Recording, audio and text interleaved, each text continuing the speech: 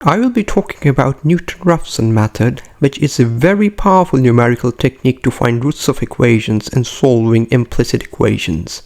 And don't worry, once I explain the logic behind the method and its steps, you will feel very comfortable applying it to various engineering and scientific problems. In fact, I'll solve two problems to show how it can be applied to find solutions. Now, a bit of a history. Newton came up with an earlier version of this numerical method to find roots of higher order nonlinear equations, and as part of his efforts in calculus. The method was introduced in Newton's work Method of Fluxions, which was written in 1671 but published posthumously in 1736.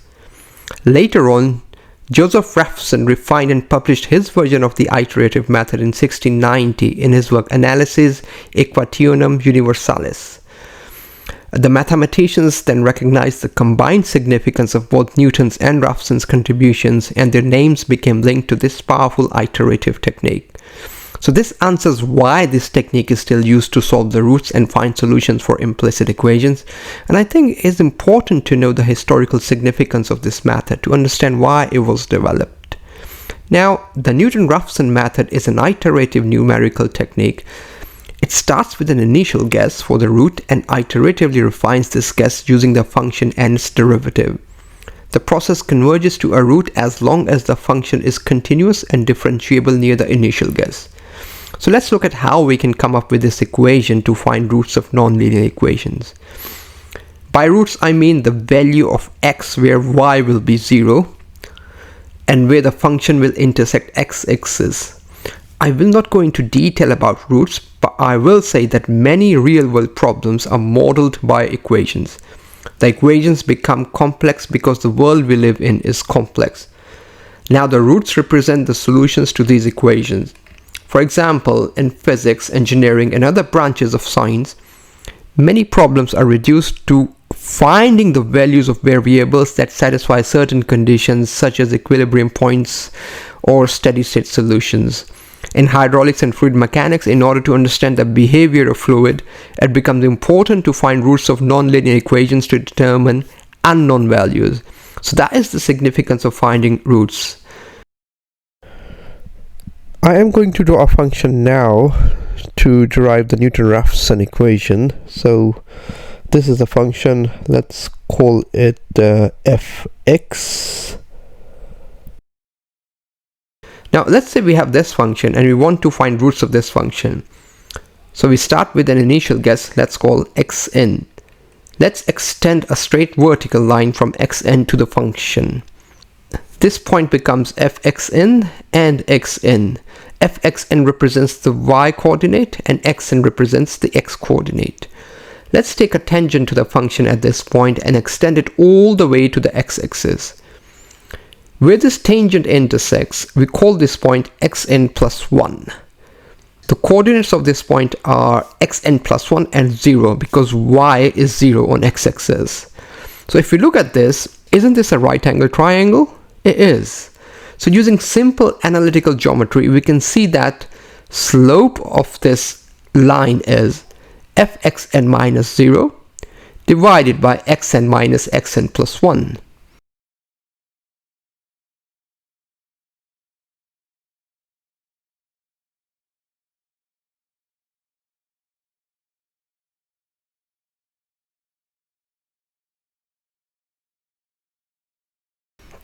Which becomes fxn divided by xn minus xn plus 1.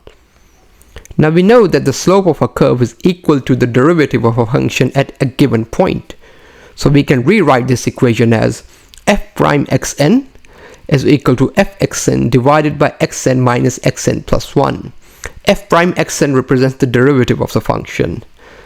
Now in this equation, what do we know? We know xn, we know the value of the function at xn. By just plugging in xn into the equation, we can get the value of the function. And we can also find out the value of the derivative at xn.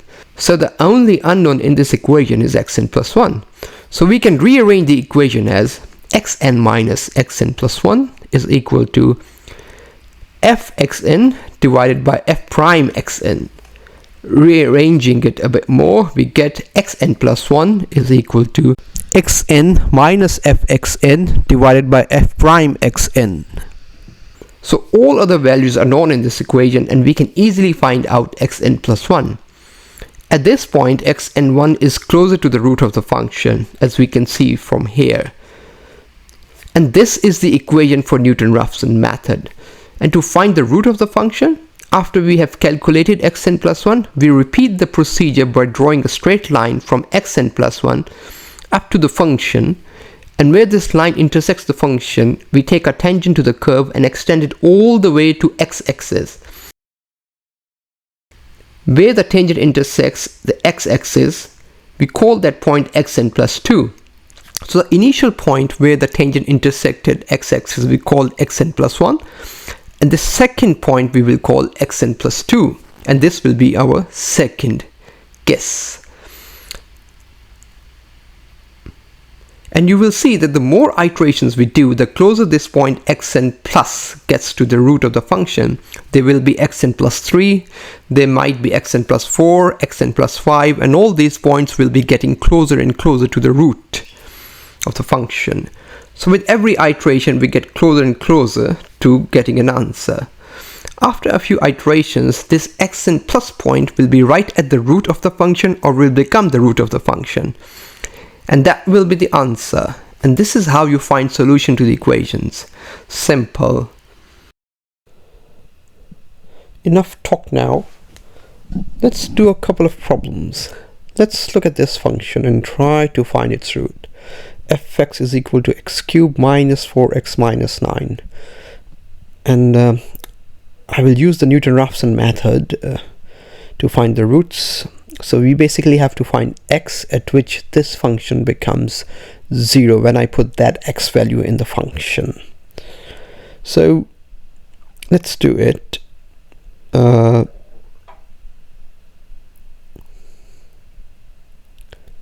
write the Newton-Raphson equation over here.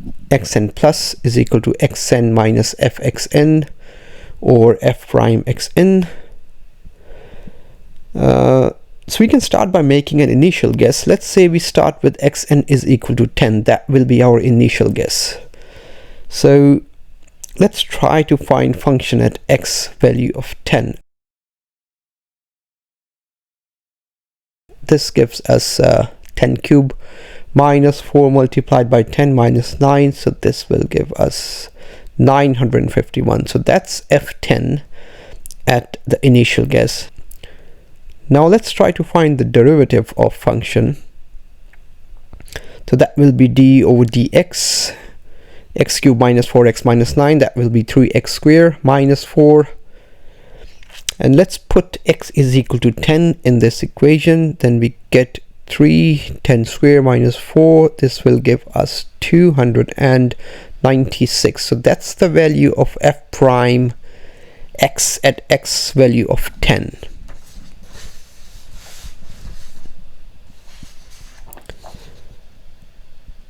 Now we can put all the values in the Newton-Raphson equation. So 10 minus 951 over 296, this gives us xn plus 1 as 6.79. So this is our second guess now, 6.79. We started with our initial guess of 10 and we got 6.79 as our second guess. So now we can start our second iteration. For second iteration, our xn will now be 6.79. Yes, it will be 6.79. So I write 6.79 xn. Fx at 6.79 will be 79 x cubed minus 4x minus 9, 276.51. F prime at 6.79 will be 134.20. And xn plus 1 will be 6.79 minus 276.51 divided by 134.20. Xn plus 1 will be 4.73. So this is our third guess. So if you calculate the difference between the the second guess and the third guess, it's 6.79 minus 4.73 is 2.06. Let's calculate the difference between our first guess, which was 10, and second guess. So that's 3.21. So you can see the difference between the guesses or between the iterations is reducing. So let's do keep that in mind though. Let's do the third iteration now. So xn in this case is 4.73. fx at 4.73 is equal to 77.70. f prime is at 4.73 is 63.02, and xn plus 1 is equal to 4.73 minus 77.7 divided by 63.02. This gives xn plus as 3.5. So we started with 4.73, we have 3.5. Let's take the difference for this iteration. It is 1.23. So the difference between the two iterations is 1.23. Now we can do our fourth iteration, and let's see what xn plus value we get. So the xn for the fourth iteration will be 3.5, and f at 3.5 will be 19.68. f prime at 3.5 will be 32.62. This gives xn plus 1 as 3.50 minus 19.68 divided by 32.62. xn plus 1 will be 2.90. And the difference between 2.90 and 3.5 is 0.6. So you see the difference between the iterations is reducing. So this sort of tells you that you are on the right track because your difference is reducing. Now we can do our fifth iteration. xn will be 2.90. f at 2.90 is 3.60. f prime at 2.90 is 21.10. xn plus 1 is 2.90 minus 3.6 divided by 21.10. xn plus 1 is 2.72. So the difference between 2.72 and 2.90 is 0.18. So that's good. The difference is reducing. Let's do a sixth iteration, see what xn plus 1 we get. I think we might be very close to the solution here. So xn is equal to 2.72. f 2.72 is 0.25. f prime 2.72 is 18.20. xn plus 1 is equal to 2.72 minus 0.25 divided by 18.20. xn plus 1 is equal to 2.71. Wow. So the difference is only 0.01. So that's a really small difference. And at this point you can basically end your iterations and say that 2.71 is the answer. But let's check. Let's do another iteration, see what answer do we get. If we get 2.71, meaning that we have got our roots and the solution has converged. So xn 2.71, f 2.71 is 0.002, f prime 2.71 is 18, xn plus 1 is equal to 2.71 minus 0.02, 18. xn plus 1 is so this term is really very small. You can see it's almost 0, meaning our xn plus 1 will be 2.71 in this case. And that's another check. If that term of fx or f prime x is 0, meaning the solution has converged, and you get an answer of 2.71. So the difference between this and the previous answer from 6th iteration is 0.00.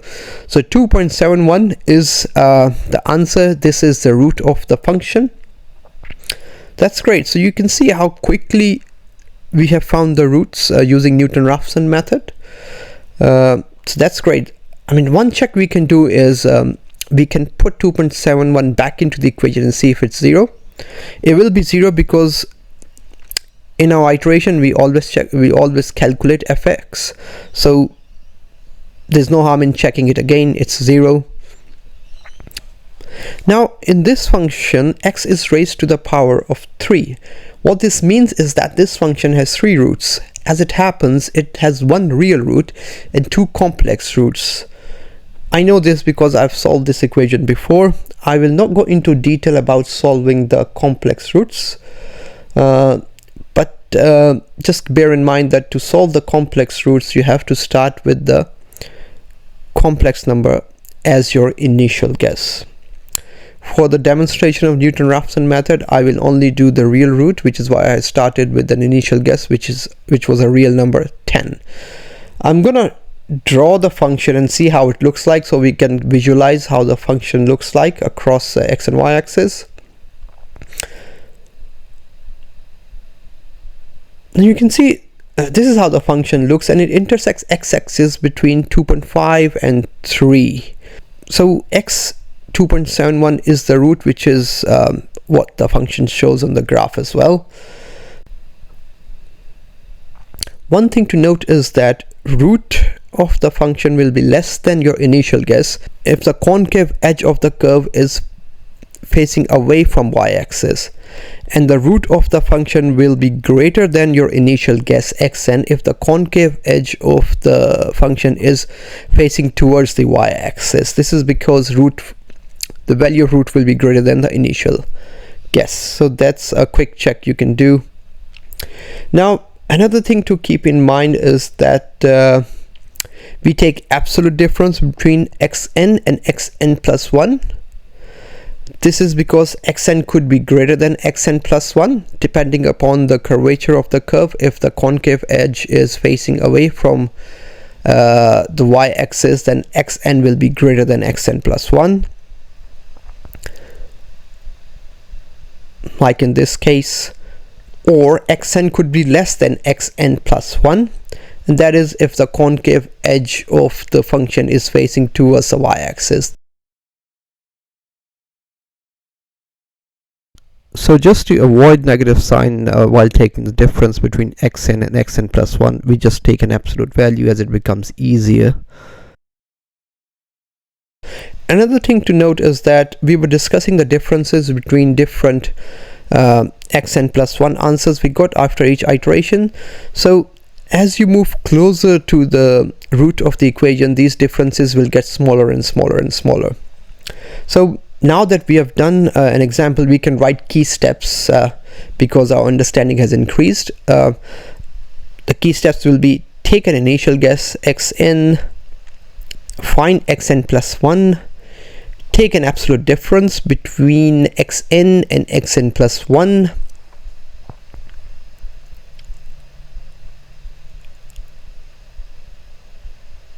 xn plus 1 becomes new xn.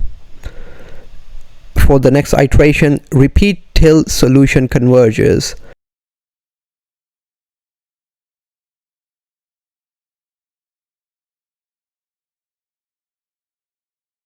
And then check fx at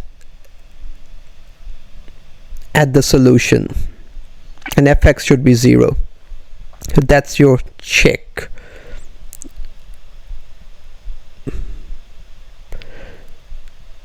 And these are the key steps, just keep them in mind.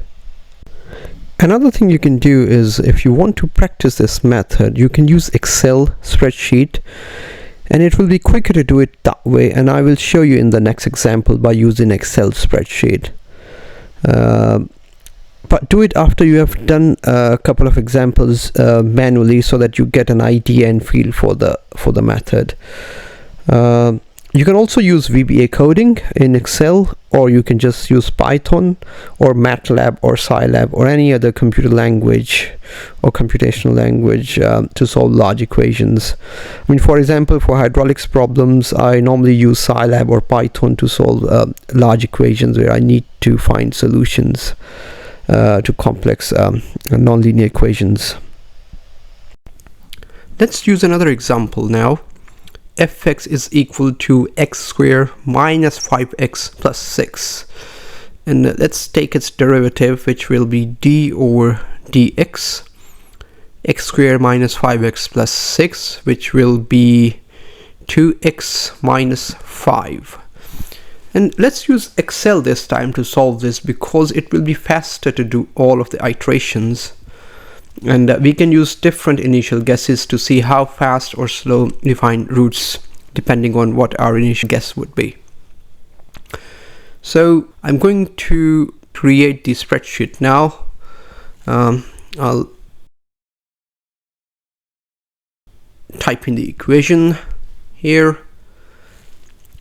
Fx is equal to x squared minus 5x plus 6. Derivative.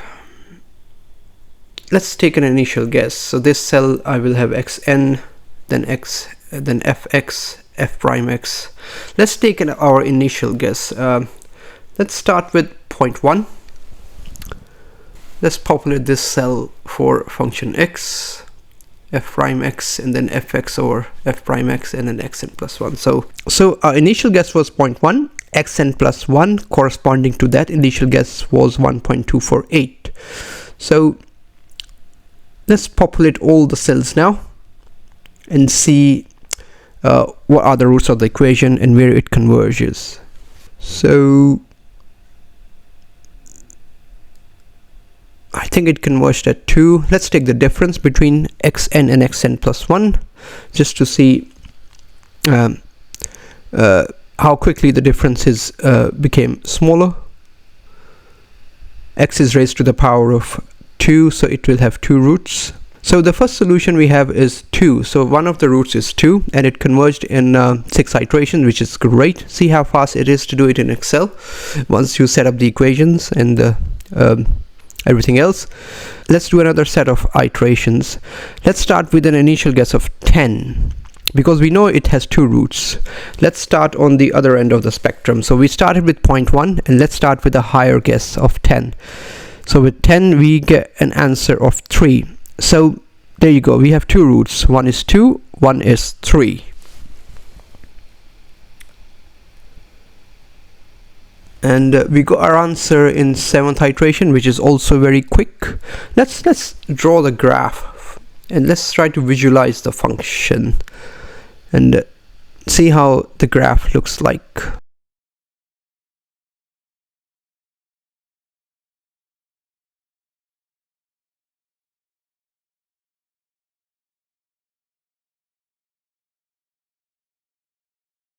Okay, so this is how the graph looks like. It intersects x-axis at 2 and 3, so that's great. So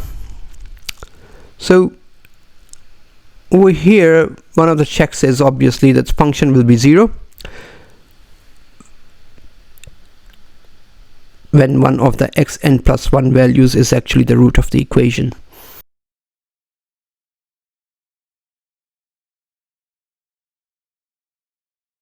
And the term fx over f prime x will become smaller and smaller, and will eventually become as small as 0. So that's another check.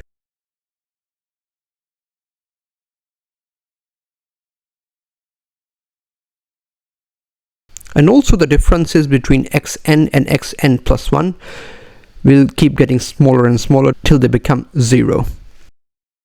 Let's do another set of iterations. Let's see if we start with an initial value of 100. So with an initial value of 100, obviously it's closer to root 3, so we get an answer 3 in our 11th iteration, which is great. And if the initial guess was closer to 2, then I would have gotten 2 as the answer, not 3. So this just shows how quickly the Newton-Raphson method converges, depending upon what your initial guess is and how closer your initial guess is to one of the roots. Now, in the next video about Newton-Raphson method, I will talk about how it can be used for optimization problems to find critical points, which are maxima and minima points of a function. I'll take a real-life problem, I will develop the equation for that real-life problem, and then solve it using Newton-Raphson method. Hope this has been useful for you. I've just discussed some basic concepts of Newton-Raphson method, and hope you find it useful. And have a great day. Cheers.